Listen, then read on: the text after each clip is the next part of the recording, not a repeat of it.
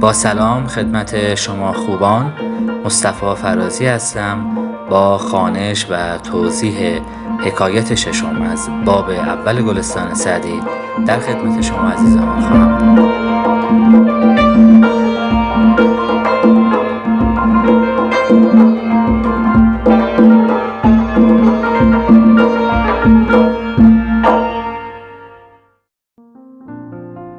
در میان سخنوران بزرگ ایران زمین کمتر کسی را میتوان یافت که همانند شیخ مصلح الدین سعدی شیرازی بی‌محابا به نکوهش و انتقاد از خودکامگی و ستمورزی پادشاهان و حاکمان پرداخته و بی‌پروا حکمرانان و ارباب زر و زور را به رعایت حقوق مردم و مراعات انصاف و عدالت و تفقد احوال عامه دعوت کرده باشد. یکی از اندیشه‌های والا و انسانی شیخ اجل مردمگرایی حاکمان است. اندیشه‌ای که در حکایت ششم به زیبایی بیان می‌شود. سعدی به حاکمان و پادشاهان یادآوری می‌کند که به تأمین معاش و آسایش و رفع گرفتاری‌ها و دشواری‌های مردم بپردازند، نه اینکه دست تطاول به مال رعیت دراز کنند و آگاه باشند که پادشاه بر رعیت از آن محتاج‌تر است که رعیت به پادشاه. از دیدگاه سعدی علت وجودی و مبنای مشروعیت حکمرانان خدمتگزاری به رعیت و تأمین امنیت و آسایش و رفاه برای آنان است. سعدی در بوستان مردم را به منزله ریشه درخت و پادشاه را به همانند تنه آن قلمداد می کند و نیک پیداست که استواری درخت به توانایی و استحکام ریشه آن بستگی دارد. برو پاس درویش محتاج دار، که شاه از رعیت بود تاج دار. رعیت چو بیخند و سلطان درخت، درخت ای پسر باشد از بیخ سخت.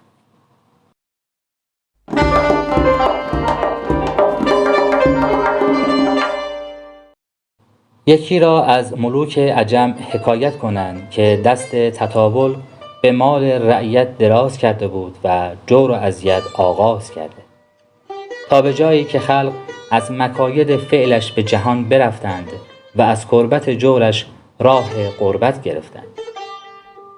چون رعیت کم شد، ارتفاع ولایت نقصان پذیرفت و خزانه تهی ماند و دشمنان زور آوردند. هر که فریاد رس روز مصیبت خواهد، گو در ایام سلامت به جوانمردی کوش. بنده حلقه به گوش ار ننوازی برود، لطف کن لطف که بیگانه شود حلقه به گوش. باری به مجلس اودر کتاب شاهنامه همی خواندند در زوال مملکت ضحاک و عهد فریدون. وزیر ملک را پرسید هیچ توان دانستن که فریدون که گنج و ملک و حشم نداشت چگونه بر او مملکت مقرر شد؟ گفت آنچنان که شنیدی. خلقی بر او به تعصب گرد آمدند و تقویت کردند و پادشاهی یافت. گفت ای ملک، چو گرد آمدن خلقی موجب پادشاهی است، تو مر خلق را پریشان برای چه می کنی؟ مگر سر پادشاهی کردن نداری؟ همان به که لشکر به جان پروری، که سلطان به لشکر کند سروری. ملک گفت موجب گرد آمدن سپاه و رعیت چه باشد؟ گفت پادشه را کرم باید تا بر او گرد آیند و رحمت تا در پناه دولتش ایمن نشینند و تو را این هر دو نیست.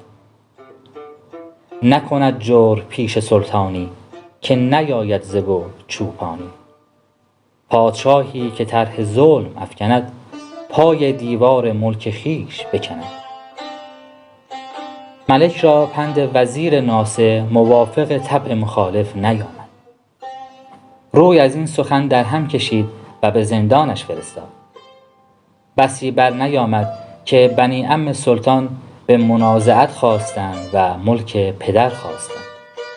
قومی که از دست تطاول او به جان آمده بودند و پریشان شده، بر ایشان گرد آمدند و تقویت کردند تا ملک از تصرف این به در رفت و بر آنان مقرر شد. پادشاهی کو روا دارد ستم بر زیر دست، دوستدارش روز سختی دشمن زورآور است. با رعیت صلح کن و از جنگ خصم ایمن نشین، زان که شاهنشاه عادل را رعیت لشکر است.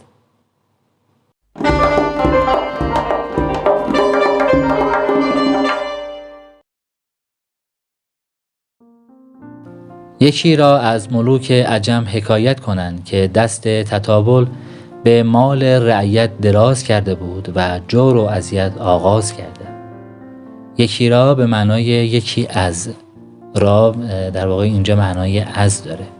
عجم سرزمینی که ساکنان آن غیر عرب به ویژه ایرانی باشند. حکایت ششم اینطور آغاز میشه که از یکی از پادشاهان ایرانی نقل میکنن که نسبت به مردم خود ظلم و ستم فراوانی میکرد و مال و ثروت و دارایی مردم را چپاول و غارت میکرد، تا به جایی که خلق از مکاید فعلش به جهان برفتند و از غربت جورش راه غربت گرفتند. به جهان برفتن یعنی که مهاجرت کردن. غربت غم و اندوه، غربت جور به معنای غم و اندوه حاصل از ظلم و ستم. میگه این پادشاه اونقدر ستم کرد و اونقدر فشار آورد به مردم تا اینکه مردم از فریب کارهای پادشاه به ستوه اومدن، خسته شدن و به دلیل اندوه حاصل از این ظلم و ستمشا مجبور به ترک کشور شدن و به جاهای دیگر مهاجرت کردند و در واقع غربت رو بر حضور در کشور خود ترجیح دادند. چون رعیت کم شد، ارتفاع ولایت نقصان پذیرفت و خزانه تهی ماند و دشمنان زور آوردند. ارتفاع به معنای محصول زمین‌های زراعی. ارتفاع ولایت عایدات و درآمدهای مملکت هست.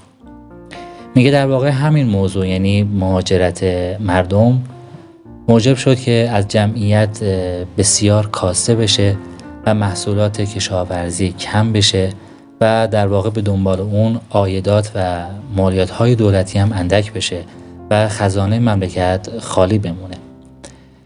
وقتی که این اتفاق افتاد، خب دولت در مقام ضعف قرار گرفت و دشمن جرأت پیدا کرد و از این فرصت بهره گرفت و تصمیم گرفت به کشور حمله کنه و با زور وارد مملکت شود. هر که فریادرس روز مصیبت خواهد، گو در ایام سلامت به جوانمردی کوش. هر کسی برای روز گرفتاریش یاور می‌خواهد، به او بگو در روزگار تندرستی جوانمرد و بخشنده باشد.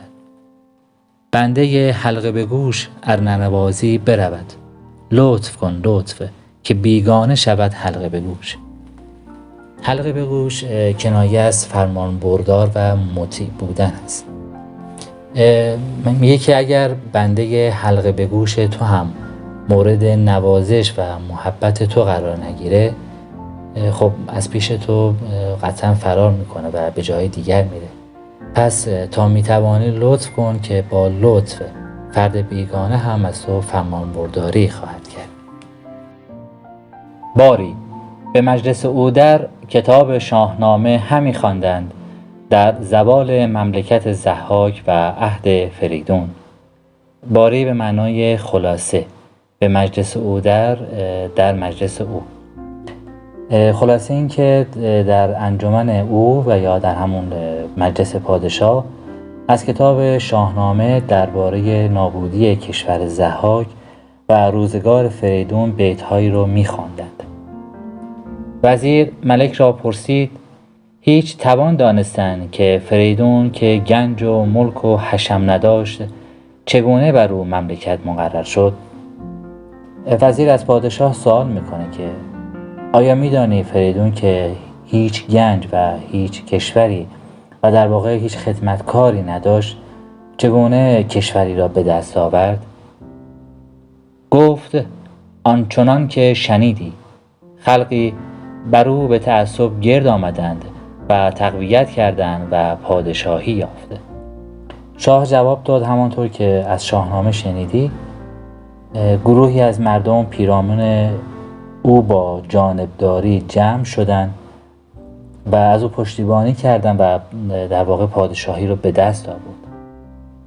گفت ای ملک، چو گرد آمدن خلقی موجب پادشاهی است، تو مر خلق را پریشان برای چه می کنی؟ مگر سر پادشاهی کردن نداری؟ وزیر به شاه میگه که ای پادشاه، به این دلیل که جمع شدن مردم سبب پادشاهی است، خب تو چرا مردم رو آشفته دل و آزرده دل میکنی؟ مگر که نمیخوایی که فرمان روایی کنی و در واقع مگر نمیخوایی پادشاهی تو ادامه بدی؟ همان به که لشکر به جان پروری، که سلطان به لشکر کند سروری. سزاوار و شایسته است که لشکر را از جان و دل محافظت کنی، چرا که اگر قرار است سلطان سروری کند، به واسطه همین لشکریان خواهد بود. ملک گفت موجب گرد آمدن سپاه و رعیت چه باشد؟ گفت پادشاه را کرم باید تا بر او گرد آیند و رحمت تا در پناه دولتش ایمن نشینند و تو را این هر دو نیست. شاه گفت علت جمع شدن سپاه و مردم در چه چیزی است؟ وزیر گفت پادشاه باید بخشندگی داشته باشد تا در واقع پیرامون او جمع گردند و همچنین مهربانی داشته باشد تا در پناه حکومتش در امنیت و آرامش زندگی کند. اما متاسفانه تو هیچ یک از این دو ویژگی را نداری. نکند جور پیش سلطانی، که نیاید ز گرگ چوپانی. انسان ستمگر نمیتواند پادشاهی کند، زیرا هیچگاه از گرگ نمیتوان انتظار چوپانی داشت. پادشاهی که طرح ظلم افکند، پای دیوار ملک خویش بکند. پادشاهی که سبب پیدایش و گسترش ستم شود، گویی دیوار پادشاهی خودش را نابود می‌کند. ملک را پند وزیر ناصح موافق طبع مخالف نیامد. روی از این سخن در هم کشید و به زندانش فرستاد. میگه که اندرز و نصیحت وزیر خیرخواه با خوی و مزاج پادشاه که همیشه برخلاف عدل و داد رفتار میکرد و در واقع میاندیشید سازگار نیامد. به همین خاطر از نصیحت وزیر خشمگین و ناراحت شد و اون رو زندانی کرد. در اینجا جناب سعدی به یکی از ویژگی‌های بارز مستکبران و خودکامگان که همانا انتقاد ناپذیری است اشاره میکنه. بسی بر نیامد که بنی عم سلطان به منازعت خواستند و ملک پدر خواستند. طولی نکشید که پسرعموهای شاه از فرصت ایجاد شده استفاده کردند و خود را صاحب سلطنت خواندند و با شاه جنگیدند. قومی که از دست تطاول او به جان آمده بودند و پریشان شده، بر ایشان گرد آمدند و تقویت کردند تا ملک از تصرف این به در رفت و بر آنان مقرر شد. خب در همین بین مردمی هم که بالاخره دل پری از شاه داشتن به کمک پسرعموهای شاه شتافتند و آنها رو تقویت کردند و به راحتی تاج و تخت شاه را واژگون کرده و خود به جای اون نشستند. آری پادشاهی کور روا دارد ستم بر زیر دست، دوستدارش روز سختی دشمن زورآور است. با رعیت صلح کن و از جنگ خصم ایمن نشین، زان که شاهنشاه عادل را رعیت لشکر است.